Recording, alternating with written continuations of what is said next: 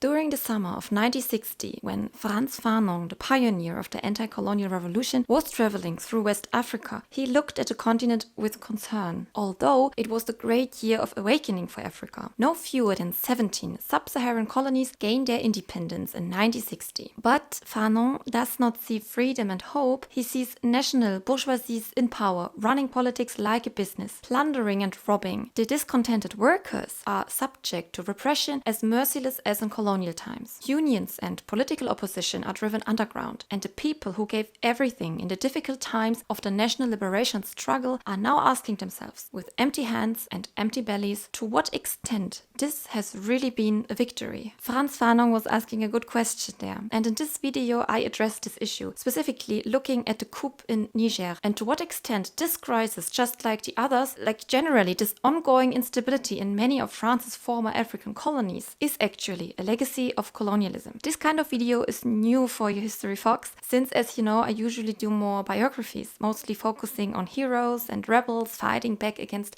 imperial or colonial oppression. We may not have real heroes in this case, like icons like Lumumba, Sankara or Nkrumah, but this coup cannot be separated from the imperial atrocities of the West. This conflict comes under the sign of an anti-Western trend that can be observed more and more in the world, and especially in Africa. This centuries-long injustice of colonialism has not been forgotten, and even though the coup plotters are probably just populistically using anti-French rhetoric, there is a painful truth behind it. So this is not just another crisis on this failed continent that we Europeans can solve with the old colonial methods like financial blackmailing or military force. There is a paradigm shift taking place that is out of proportion to the relatively mundane reasons for the coup. Many Africans, especially the youth, no longer want to dance to the neocolonial tune. They want to emancipate themselves from the old models of rule. They want to leave the old elites behind, and they have the goal of a truly independent Africa, independent of the colonial legacy in cultural, economic and political terms. Africa is now experiencing a deep and significant transformation, hence this video, specifically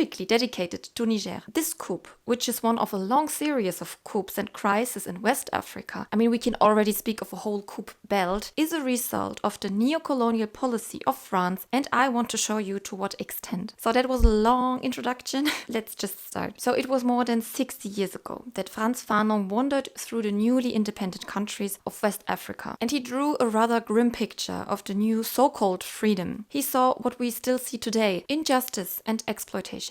Although 1960, as I already said, was the year of Africa. In 1945, just 3 independent states existed on the African continent, which were Liberia, Ethiopia and Egypt. But only 15 years later, there were already 26. Apart from the Belgian Congo, these were mainly 14 of the former French possessions south of the Sahara, which gained their independence in 1960, including Niger. The road to independence was rocky, and unfortunately the road after that was just as rocky. But let's first take a look at the period up to 1960. If you look at this map, the national states of West Africa do not look like they have grown organically, because they haven't. In the scramble for Africa from 1880 on, the colonial powers drew random borders. As always, Europeans were ignorant of other peoples and divided up the land before they even knew what was waiting for them there. The motto was first have it and then we look further. There are some nomadic peoples in West Africa, like the Tuareg, who still exist in the north of Niger. These nomadic peoples had chosen simply the smartest way of life for the dry Sahel region, which was to follow the rain. But they didn't expect the Europeans to come with their rulers and draw random borders, which simply took away the livelihood of many millions of people, because they were no longer allowed to cross these artificially created boundaries. France had thus grabbed a large part of this region of West Africa. Actually, in Paris, they had the hope to be able to spread from here further to the east, but then they just couldn't get past the British #Fashoda incident. Anyways, Niger was not part of the useful Africa. Like the Senegal offered peanuts, Mali and Burkina Faso offered gold and cotton, from the Côte d'Ivoire they got cocoa, from Togo phosphate, from Dahomey, which later became Benin, palm oil and so on. Niger, however, was less interesting for France at first, as no significant mineral resource were found, nor could the country be exploited agriculturally, so the colony was neither suitable as a settler state like Algeria, China, nor as a production colony. But they choose to keep the colony for the time being. I mean, one can never know. Besides, from here they could stop the spreading of the Islamic religion. And they took human resources for their world wars from here. And not to forget, the French Empire was with Niger a little bit bigger. And France wanted desperately to be like the British Empire. It seems like someone had something to compensate for. As with the other colonies, the motive was economic exploitation. But at the same time, they invested almost nothing. That sounds like a great deal. So in the Second World War, about 250,000 Africans fought for La France Libre against Hitler's Germany. And although de Gaulle had somehow already promised them independence, France then became quite silent about it after the war. What independence? We never heard about that. You must have misunderstood. The returning soldiers, however, they did not forget this, of course. So anti-colonial sentiment grew worldwide, and this relationship between ruler and subject, between colonial power and colony, was perceived as increasingly anachronistic. In Africa, it was especially Kwame Nkrumah in Ghana, Julius Nyerere in Tanganyika, and Ahmed Sékou Touré in Guinea, who demanded African freedom. At some point, the colonial powers UK, Belgium, and France realized, even if they really did not want it to, that there was no way around change. The defeat and the loss of Indochina and the extremely bloody war in Algeria were also pretty convincing from the French point of view. Before all of Africa's colonies would break away from France in a similarly brutal way, de Gaulle decided to get ahead of it. De Gaulle was aware of the importance of Africa for the French hexagon. Referring to the lost colonies, he said, "Our positions in Algeria have been squandered by plentiful mistakes, bloodshed, and suffering. Only Black Africa is left. And here, the decolonization must succeed as a friendship, with us accompanying the peoples of these countries." Oh, how thoughtful of you, Charles, and so selfless. Yeah, that was total bullshit. Under the motto, partir pour mieux rester, so leaving as to better stay, the project of the Communauté Française, the French community, began, which was supposed to give the whole relationship between the colonial master and the colony a new, polished look. In 1958, a referendum was held, and the French colonies were to decide for themselves whether they wanted to remain part of the French Empire or not. That sounds suspiciously good, a little bit too easy, because the whole thing was totally rigged. After all, France had trained a compliant African elite in the decades before, which was tame towards the French masters, like the model student Félix Houphouët-Boigny, who then also became president of Côte d'Ivoire. With this one, de Gaulle did not have to fear that he would vote no. So in fact, all the French colonies voted to become part of the new French community. All except Ahmed Sékou Touré of Guinea. When de Gaulle heard about this, he said to Touré with a slightly threatening undertone, Plus haut encore qu'ailleurs, que l'indépendance est à la disposition de la Guinée. Elle peut la prendre le 28 septembre, en disant non à la proposition qui lui est faite. Et dans ce cas, je garantis que la métropole n'y fera pas obstacle. Elle en tirera bien sûr les conséquences. Et votre territoire fera comme il le voudra, dans les conditions qu'il voudra, suivre la route qu'il voudra. Here I imagine he would have started with a villain laugh, and Touré was like, "Thank you, cool dude." Touré actually said non to de Gaulle with the words, La pauvreté dans la liberté, à la richesse, dans l'esclavage.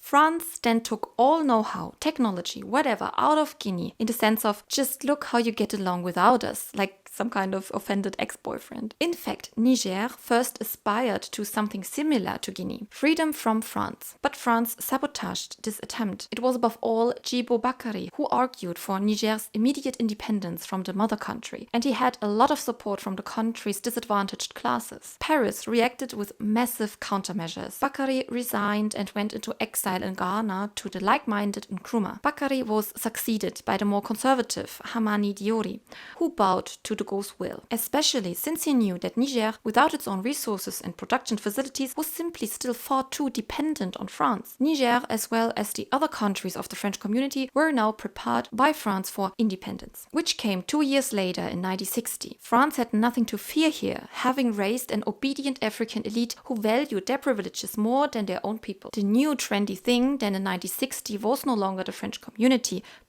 This was outdated. The cool kids were now in La France Afrique. Oh la la. It was precisely this rather informal construct that described France's influence on the African elites. These were simply middlemen of France who enforced Paris's interests on the local level and in return became fabulously rich. So in a nutshell, France Afrique was the continuation of colonialism by other means, which Nkrumah, among others, described early on as neocolonialism. Niger proclaimed independence on August 3rd, 1960, and from day one, every minister in the government was assisted by a French advisor, so that policies could be carried out in the French interest. But not only that, France secured its influence on sub-Saharan Africa in 3 ways. De Gaulle and his successors insisted, even after independence, firstly, on maintaining strategic military bases, secondly, on enjoying privileged access to mineral resources, and thirdly, on exercising financial control. De Gaulle knew, and today it is no different, without Africa, France is nothing. So let's take a closer look at these 3 pillars, starting with the letter money, money, money. First of all, many colonies had to take over the debts from the colonial period, one of the greatest impertinences in history. This was actually a condition for international recognition as a subject of international law. But it gets really interesting when you look at the currency, the CFA franc. The CFA franc is simply colonialism repackaged, and quite badly too. They didn't even change the acronym. The Colonie Française d'Afrique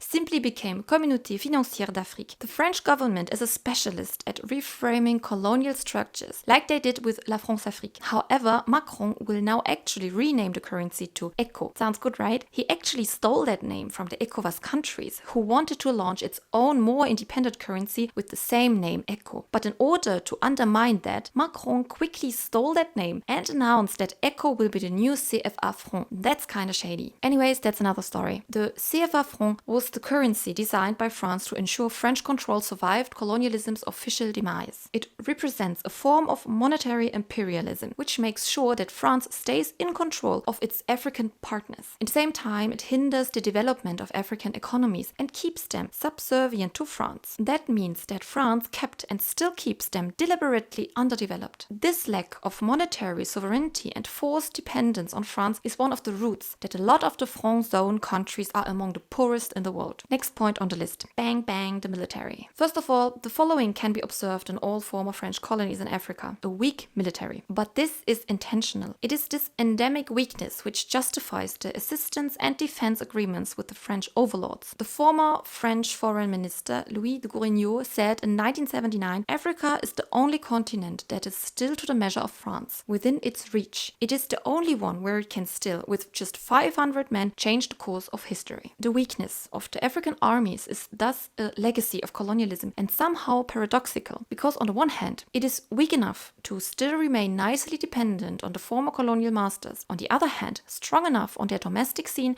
as to be a potent vehicle of political status. In addition, the Sahel serves as a military base for France. Some 5,000 French soldiers are said to be in the region, 1,500 of them in Niger, but perhaps by now the putschists have already chased them away. For a long time, France was considered the gendarme of Africa. Officially, France's troops are there to fight terrorism, in the past in the form of the Soviet Union and communism, and later in the form of Islamism. Unofficially, however, one can assume that they are also there to maintain a form of control over these countries and also to protect the valuable resources. Which brings us to the third point, the good stuff. In the aforementioned adhesion contracts signed during the declarations of independence, France ensured that it would retain its place in the sun. Gabon was forbidden to look for its own trading partners. Paris thus secured a monopoly on raw materials relevant to defense, the export of which to other countries was banned for strategic reasons. To this day, France buys highly desired resources, such as uranium from the ex-colonies at prices far below those on the world market. Apropos uranium, the long-time useless colony Niger finally became interesting after independence. Fortunately, at that time, the influence had been contractually preserved. In the 1960s, large uranium deposits were indeed found. Ka-ching! 5 decades ago, mining began, and the record, looking from today, is shocking. Niger received only about 12% of the value of the uranium mined, which at the same time at one point contributed a third of France's electricity production. So much for the French myth of energy-independent power supply. In addition, the Areva group has caused an environmental and health catastrophe in Niger. Many areas around the mines are radioactive and chemically polluted. Air, soil, and water are partially contaminated, and parts of the miners and the population have fallen ill due to the radioactivity. So what about France, or more generally the reaction of the West? Dead silence. So much for the 3 pillars of currency, military, and economy. Not to be forgotten, however, are France's cultural legacies. By this, I mean the mass removal of works of art and ritual objects. According to estimates, more than 90% of the art produced in sub-Saharan countries is no longer on the continent. France alone would have to return 90,000 objects. Another colonial legacy is language. In many of the ex-colonies, French is spoken. In other words, the language of the former colonial masters. And education is also still partly determined by them, which naturally shapes people's thinking and self-perception. This, of course, makes it even more difficult to break away from the exploiters. In any case, many have tried, and France has responded. Those of the African rulers who did not want to play or no longer wanted to play in the neocolonial game did not remain in power for long. France is said to have directly intervened militarily about 39 times in Africa, and who knows how many times indirectly. France is said to have been involved in some 22 murders of African presidents alone, from Olympio Sylvanus in Togo to William Tolbert in Liberia, Thomas Sankara in Burkina Faso, Mohamed Boudiaf in Algeria, Laurent Désiré Kabila in Congo, and so on. In Niger too, the military, with the active assistance of the French Secret Service, staged a coup in 1974 against President Diori, who had demanded a reassessment of the price of uranium. So if you look now at these crimes, this exploitation and this injustice, you understand very well the anger of the people in the ex-colonies. You understand maybe this coup now better, and also the other crisis. Nobody can be surprised about the coup in Niger, especially if you consider that similar things have already happened in other West African countries like Mali and Burkina Faso. In the news, one hears a lot about that Barsoum could have been the hoped-for anchor of stability in the Sahel because he was democratically elected, forgetting that his election was also overshadowed by falsifications and manipulation. Barsoum was also perceived as a puppet of France. Even if the putschists now use the people's anger for their own purposes, this whole dilemma is the result of and a response to Western, especially French neocolonialism. The French government talks about this anti-French sentiment, and it is framed as if Africans have this irrational hatred of the French. But this hatred is not irrational. It is very well founded. For too long, Africa has been talked about and decided upon, leaving Africans out of the conversations. According to the motto, if you're not at the table, you're probably on the menu. Every 30 years, a young African generation rises up and demands real change. As in 1960, when a lot of European empires left officially Africa, or in 1990s, when the people questioned the old elites, and now in the 2020s. And even if there hopefully will be not a West African war, the momentum will not fade. Africa awakens. The continent is heading for a second national liberation movement, which aims to bring to completion the decolonization process that began 60 years ago. Especially the youth is driving this movement. They have understood the system and want to get rid of the old elites and France's friends. The people no longer want to be the ones who have to pay for the mismanagement of the others. The African youth wants self-determination. They want to fight against their bourgeois comprador classes and against imperialism. As at the top of the system, there is obviously no will to change. It is coming from the people. It's an honest and positive desire for liberation. Thank you for watching. If you're interested in significant historical leaders of Africa or generally of the Global South, have a look at my other videos.